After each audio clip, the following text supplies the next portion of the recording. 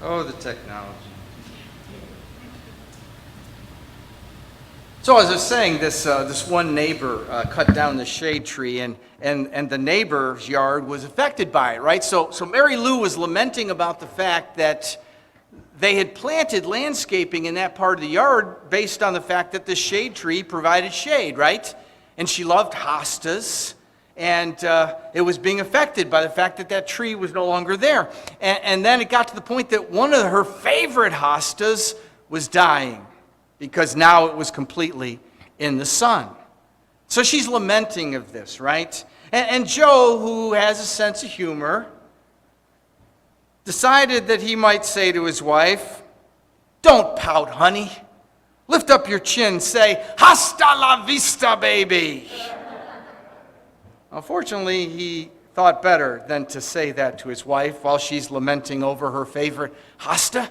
He said, better to say nothing than to say the wrong thing and end up dead like the hosta, right? Many people who are grieving and lamenting loss in their life wish that others would think twice or hold their tongues before they say something in an effort to comfort and encourage that isn't going to be the right thing to say, right? And I'll have a little more to say about that later in this sermon and some of the other sermons that I'm going to have in this series. So today begins a short series of sermons that I'm calling Good Grief, Expressing Grief and Finding Grace.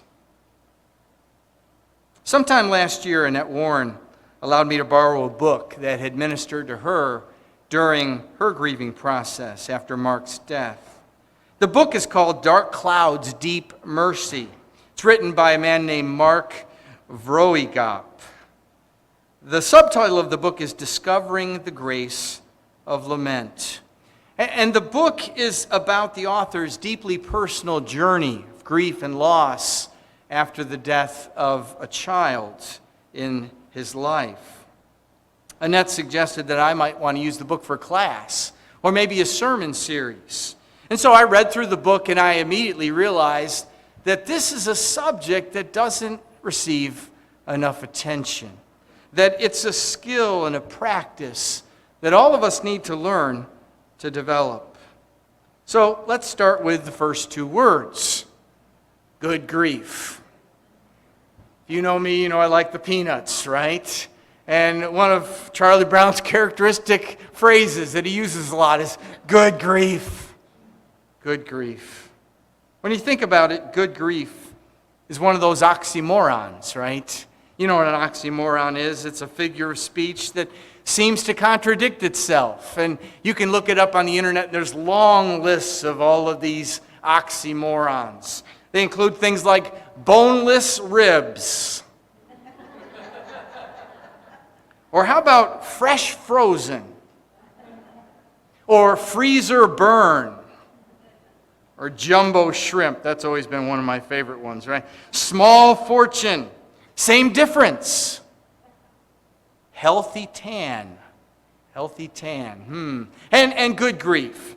So why is it that these two words, good and grief, don't seem to fit together? Well, grief means we're experiencing some kind of loss.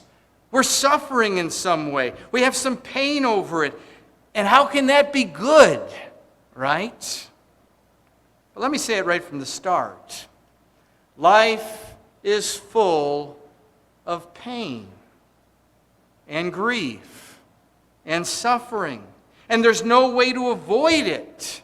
We're going to experience grief. And so the question for us is then, will we experience grief in a way that's good or in a way that's bad? Will we experience grief in a healthy and helpful way or in an unhealthy and harmful way? Not experiencing grief at all is not one of the options. And so, how to experience it so that we're helped and not harmed in the midst of it does have different options and does have different outcomes. So, Mark Vroegop asked Johnny Erickson Tada to write the foreword for his book. And if you know anything about Johnny and her story, you know why it was a perfect choice to have her write the foreword for his book. And so Johnny begins the foreword saying, "When a broken neck ambushed my life and left me a quadriplegic, I felt as though God had smashed me underfoot like a cigarette. At night I would thrash my head on the pillow, hoping to break my neck at a higher level and thereby end my misery. My paralysis was permanent, and inside I died." And Johnny continues, "You don't have to be in a wheelchair to identify. You already know that sad situations sometimes don't get better. Problems don't always get solved. Conflicts don't always get fixed. Children die. Couples divorce. The untimely deaths rock our world and shake our faith." And she says, "After weeks in bed, I got tired of being depressed, and I finally cried out, 'God, if I can't die, please show me how to live.'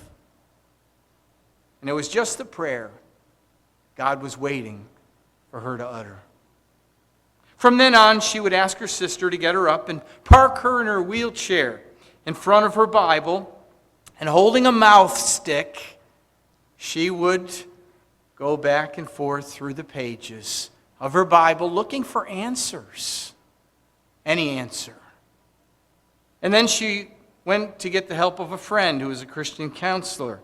And he took her directly to the book of Lamentations and to chapter 3, verses 1 through 3. "I am the man who has seen affliction under the rod of God's wrath. He's driven me away and forced me to walk in darkness instead of light. Yes, he repeatedly turns his hand against me all day long." And Johnny marveled. That's me. That's my experience. It's how I feel right now. And she was amazed to learn that God welcomes our laments. She would eventually learn, mainly through the book of Lamentations and some Psalms, that there's nothing more freeing than knowing that God understands. And she wrote, "When we're in pain, God feels the sting in his chest. Our frustrations and questions do not fluster him. He knows all about them. He wrote the book on them. More astoundingly, he invites us to come and air our grievances before him." And so, Mark Vroegop begins his introduction with the words, "Learning to lament began on my knees. No, Lord, please, not this." Maybe you've prayed that before. His wife Sarah awoke him concerned there was something wrong with her pregnancy. She was only a few days away from the due date. She'd not slept most of the night, waiting for the baby inside her to move. So she spent hours during that long night tapping her tummy, shifting positions, offering tear-filled prayers. But inside her womb, the baby remained still. This was the Vroegop's third pregnancy. The first pregnancy had been twin boys. The second one had been another son. And so in the 4 years of their marriage, they'd welcomed 3 healthy babies into their lives. But everything in their life hadn't been a breeze. The demands on Mark as a young minister of the church were pretty heavy, but they had never faced anything like this. So a few hours later, they entered the doctor's office, and the monitor and the sonogram both revealed their worst fears. There was no heartbeat. And so their baby, only a few days from entering this world and entering their lives, had died. And a few hours later, they went to the hospital where Mark sat by Sarah as she endured hours of labor. And about 24 hours after the crushing news, they held in their hands the perfect 9-pound body of their lifeless daughter. Sylvia was beautiful, but she was not alive. And so they felt such piercing grief and sorrow. Pain and fear mingled together in a jumbled torrent. Thoughts about the future raced through Mark's mind. Maybe you've been here before, right? How would the boys respond to such a level of sadness? Would his wife ever be happy again? Would their marriage survive the loss? How could he live with such pain while feeling the need to kind of have it all together as he ministered to the church? Mark says that following Sylvia's death, he poured out his heart to the Lord with desperate candor. He experienced the temptation to be angry with God. He wrestled with sadness, bored a hole in his chest. And in the midst of his pain, he began to find words and phrases in the Bible that captured the emotions of his heart. The Bible gave voice to his pain, particularly the Psalms became his own. Now, he'd read all those passages before, right? But he'd never seen them or heard them like he saw and heard them in this time of suffering. He'd been a student of the Bible for many years. But understanding the biblical lament was new to him.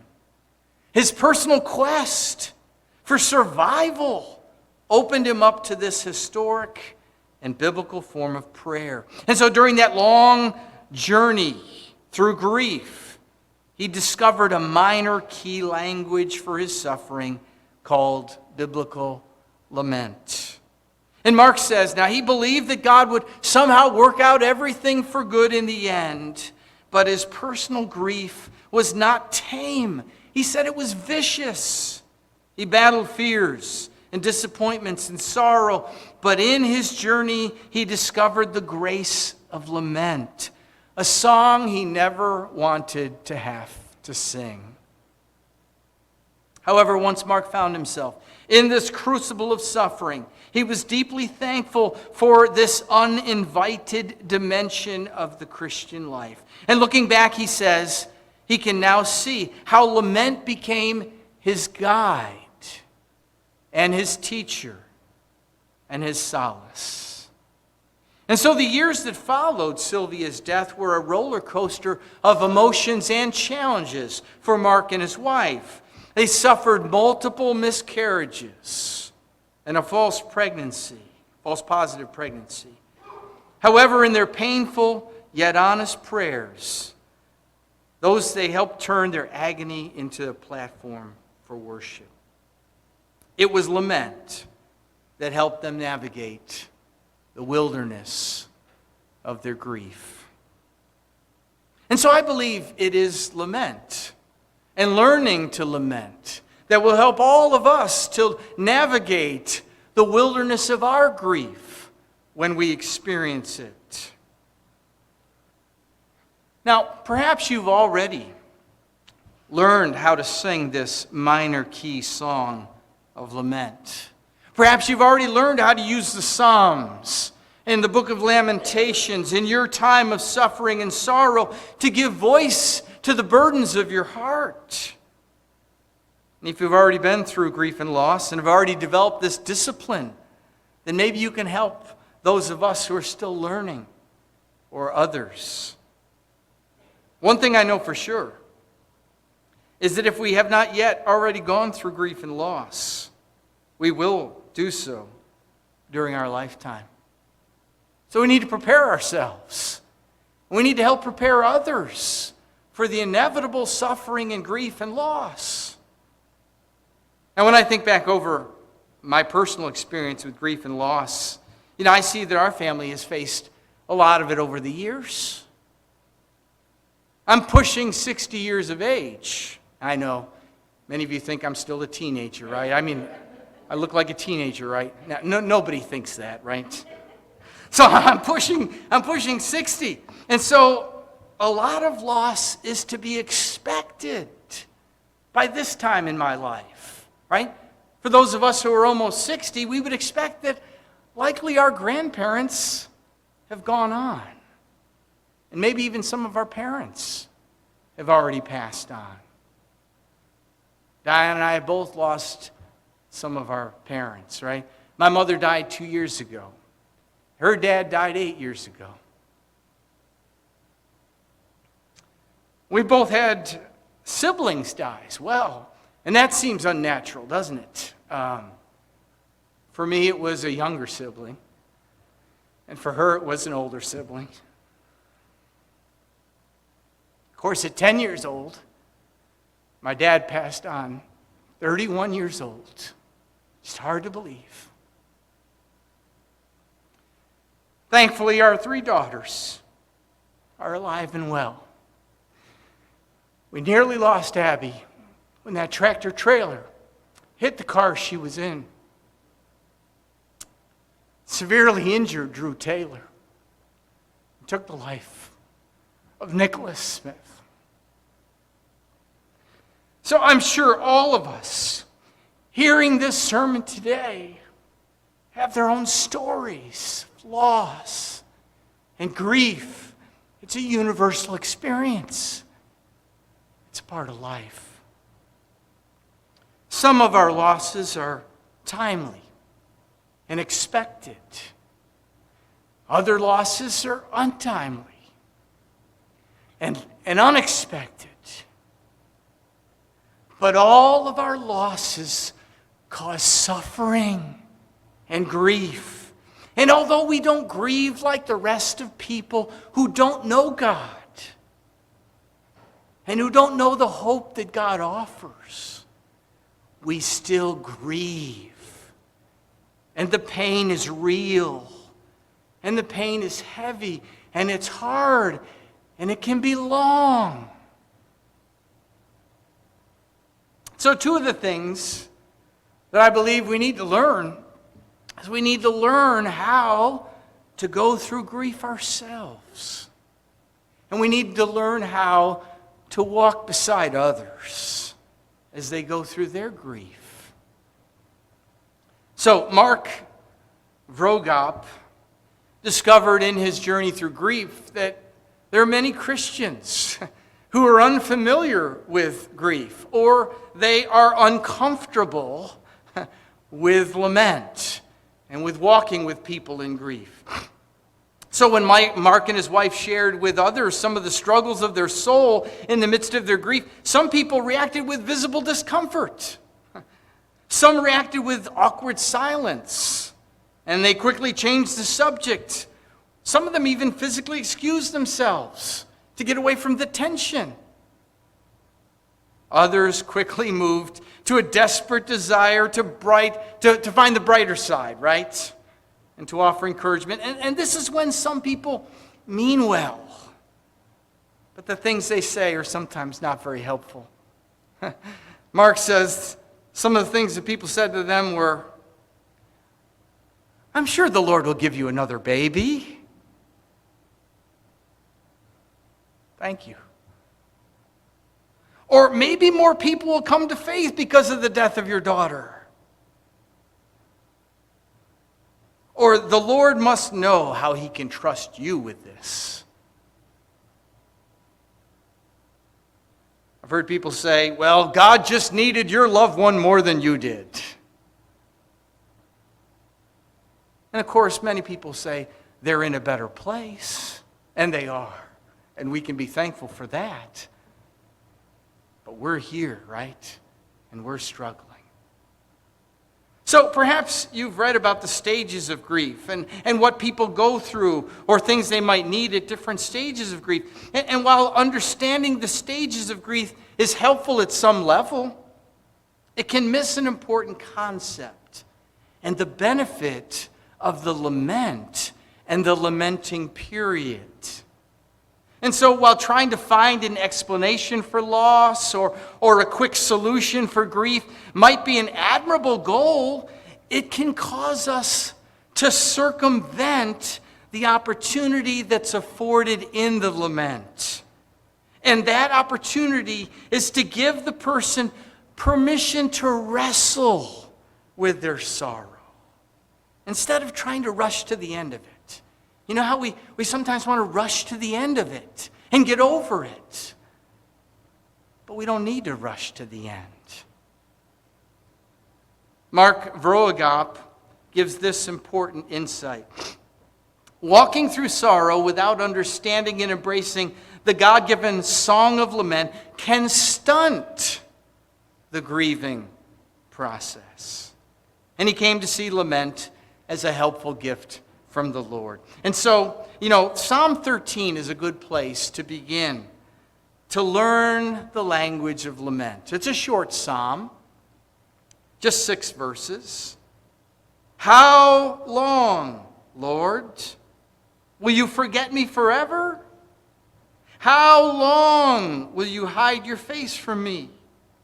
How long will I store up anxious concerns within me? Agony in my mind every day.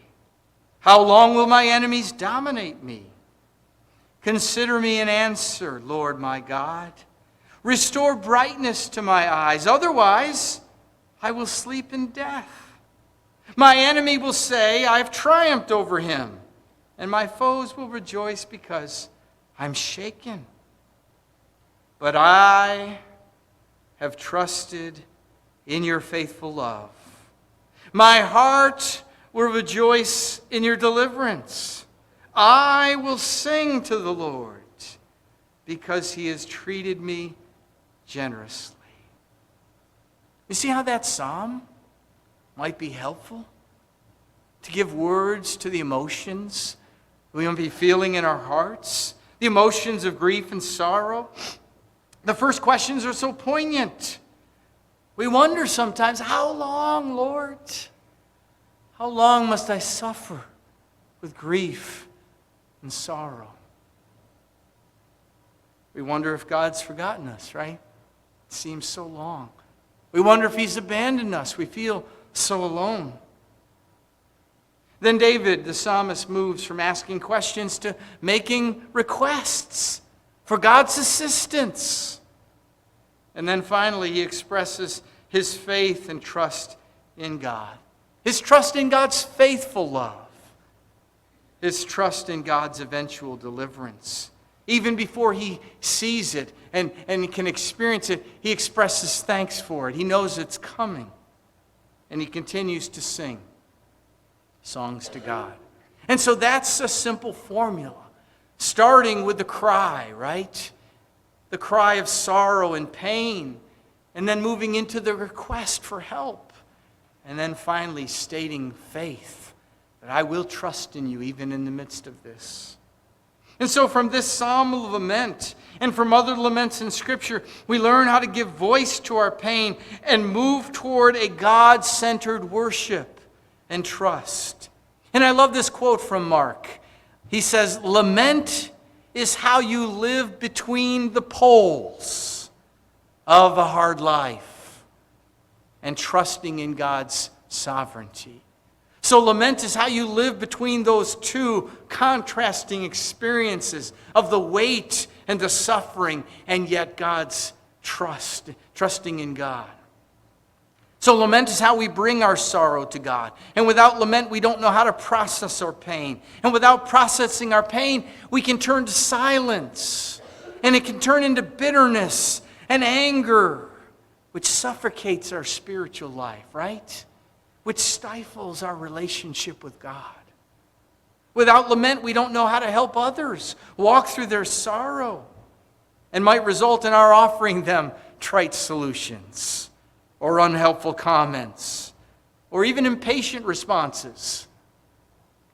Without learning to lament, we may miss out on the lessons that can be learned from suffering and loss. One thing I know for sure is all of us need God. We need God when the sun is bright and everything seems good. And we need God when the dark clouds surround us and the storm is upon us and everything seems bad. See, God wants us to learn to turn to Him always, especially in the times of suffering and struggle. But when we turn to God in those hardest of times, what do we say? Well, Lament's minor key song gives us the words and the melody to be able to express ourselves to God. As we learn these lessons from Lament, I hope we'll see just how applicable all this is to the many varied ways that we face suffering and grief and sorrow. Now, certainly, death continues to impose itself upon us, right? Whether it be natural death, death from old age, death from Alzheimer's disease or cancer, or death from accidents, or death from crime and violence, or death from the global pandemic of COVID-19 that we're experiencing worldwide. As of Thursday afternoon at 1 o'clock, when I decided to get a number, the number of human lives that had passed as a result of COVID-19 was 713,759. That's worldwide. And 161,937 people in our country. 161,937 souls. So we find ourselves grieving these losses, the loss of so many lives. But we also grieve the loss of the normal life as we knew it, right? Prior to COVID-19. A life where we didn't have to wear masks and didn't have to socially distance and could actually hug everyone we wanted to hug who wanted us to hug them. The ability to go places without fear, to gather together. Restaurants and theaters and concerts and things like this. Ball games and school. What about the loss of jobs and the economic losses? So there's many different ways we grieve, right? We also find ourselves grieving the loss of the moral fiber of our nation, as biblical ethics have gone by the wayside in our post-Christian world, right? This jettison of biblical ethics and commitments has led to the breakdown of marriage and the family, leaving many to grieve and suffer through divorce and domestic abuse and abortion and suicide and emotional and psychiatric difficulties. These are all ways we need to learn to express our losses. We find ourselves grieving the loss of civility and cooperation in our own government, as the major political parties of our country are so divided, so hostile toward each other. And finally, and at last, we're beginning to get a proper understanding of the racial injustice that has been experienced by our brothers and sisters of darker skin color for far too long. And this proper understanding of racial injustice should cause us to lament, to grieve. But it should also lead to positive change so that equal justice and equal opportunity can be experienced by all.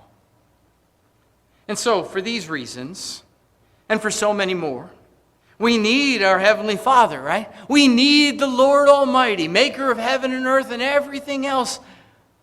God is the only one who knows it all, who knows all that's right and best. And only God has the power to sustain and the power to heal our broken hearts and our broken lives and our broken country. And so to God we turn to express our grief. So to God we turn to experience grace. So may God bless this journey as we discover the grace that comes from learning to lament. And so that with God's help, it can be well with our souls, even when sorrows like billows roll. You probably recognize that phrase from the great song, "It Is Well With My Soul." And that's the song we're going to sing right now. But maybe you're someone who's grieving and you've been grieving alone and we haven't been there to help you enough. Please reach out to us and let us learn to lament alongside you. Or maybe it's sometime in the future. We want to be there for each other. But if we need to minister to you, please come talk to us after the service or contact us this week. We want to be there for each other.